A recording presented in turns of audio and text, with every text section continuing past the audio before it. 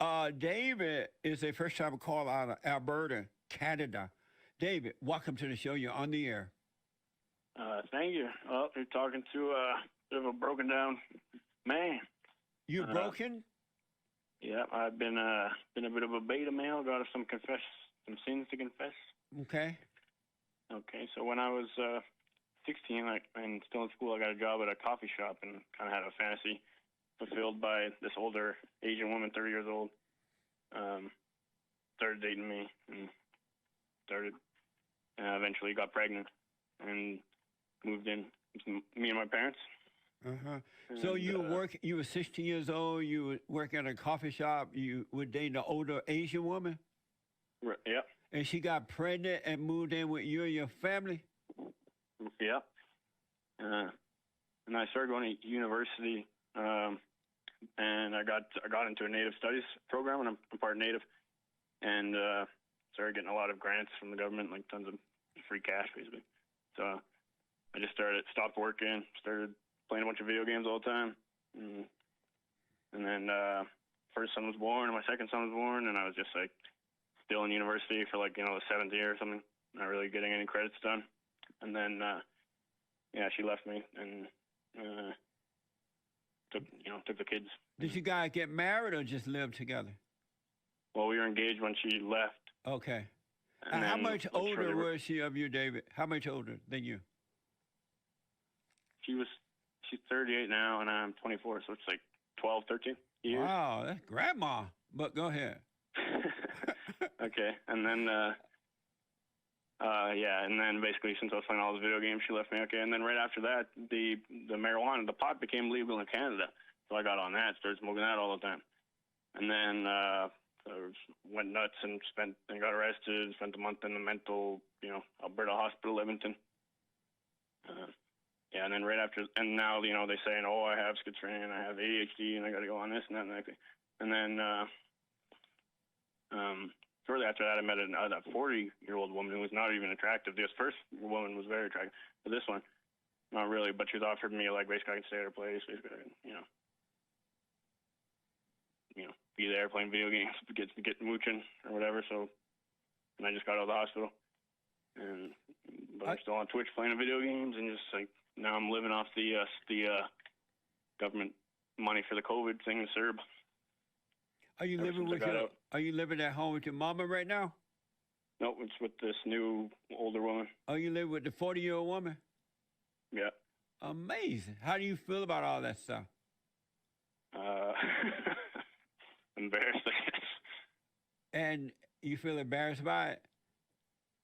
Oh, sure, yeah. And why? I don't know. Maybe some of it's okay. I don't know. It's been fun. And so are you on antidepressant medication too? No, I was on it, and that's why I was up for a straight month. Only sleeping probably 2-3 hours every second night. And then basically I went completely, I was insomnia, and then I went completely nuts, and I went to the airport. I kept because they took my two sons, she took them to the Philippines for a vacation. And so I was trying to get on a plane. I was at the airport all nuts. I drove there, left my car parked on the drop off zone. And then I was trying to get past security. We gotta get to the Philippines. We gotta get to the Philippines. And then started walking around the roundabout, in the middle of the road. Yeah. Yeah, just completely zoned out, smoking a cigarette. Hold on, David. Let me take a quick break. Do not hang up. I'm at the bottom of the hour. Hold on. I want to go back to David, a first-time call out of Alberta, Canada, talking about his situation. When he was 16, he went to work for a coffee shop there, met an older woman, Filipina, sound like, and had 2 children with her, moved her in with his mama and everybody. She eventually took his 2 children, went back to the Philippines, and now he ended up in some mental institution, according to David, and he is now living with a 40-some-year-old woman. He's 26, I believe, and he's living with a 40-year-old woman. He's smoking pot and all kind of crap going on, according to David. So, David. Yep. How do you feel about your situation? You say you feel embarrassed? Yeah. Okay. Yeah, a bit. Do you I've been watching your show? Do you want to Hmm? overcome it? Yeah. Oh, good.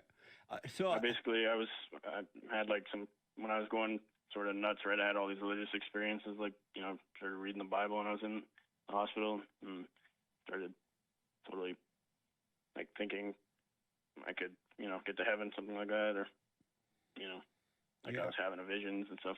You know. Where's your father? Oh, he's here. So your father lived with your mother? Yeah, my parents are still together. Oh, good. So, David, let me just say this to you. Your situation is not a big deal. Don't make a big deal of it. You're in hell because your parents failed you. And in failing you, you just have not been able to see what you were getting into. You couldn't see what you were doing. And now that you want to overcome it, you can. And if you don't give up, you will overcome it. But you got to want to. You have to stay with it, all right? But don't judge yourself and don't make it a big deal. It's enough to know you're in hell, but don't be angry about being in hell. What do you think about that? Yeah, I think, yeah, it makes sense. Yeah. And so here's what I recommend is that you do my silent prayer video. Have you done that yet? I watched it yesterday. Yeah. Okay, do that. Do the silent prayer video morning and night. Last thing before you go to bed, the first thing when you wake up in the morning, during the morning when you first wake up. And then go and forgive your parents for failing you. They could not help themselves. Okay. Don't hold anything against yourself either. Don't judge yourself. God is not judging you because he know that you could not help yourself. You're in a fallen state due to the failure of your parents. So he's not Okay. judging you. He's not mad at you. He doesn't think you can't be overcome it. So don't judge yourself, all right? Okay. Go and forgive your parents. Do the silent prayer, and you're going to see that your life will start changing. You'll see, and it will unfold by itself. You will eventually go and get a job. You will get your own place. You will get away from this old woman, and you will naturally Okay. unfold. It's going to be amazing. All right. So do the silent prayer video. Go and forgive your parents. Don't ask for forgiveness because you couldn't help yourself. You were created in their image, especially your mother's image. So it's Mm-hmm. not your fault at all, but it's your fault now that you're starting to realize you need to forgive. If you don't take over now, it's your fault what happened from now on. You know what I mean? Mm-hmm. So do the silent prayer, go and forgive, and doubt every thought. Whatever the thoughts are Okay. telling you are not true. And you'll be fine, David. You will have an amazing life. Mm. Okay. Any questions about that or disagreements? No, I'm just in agreement with you. Okay. Well, do the silent prayer. Be grateful that you are alive so that you can overcome, all right? Because you don't want to die in that condition. You don't want to drop your body with anger. You want to drop your body, if you have to drop it, with freedom, with love, all right? Right. Okay. And God is with you, David, and you'll be fine. So do the silent prayer morning and night. Doubt every thought. Go and forgive. And let me know how it goes. All right. Any other question about anything, David?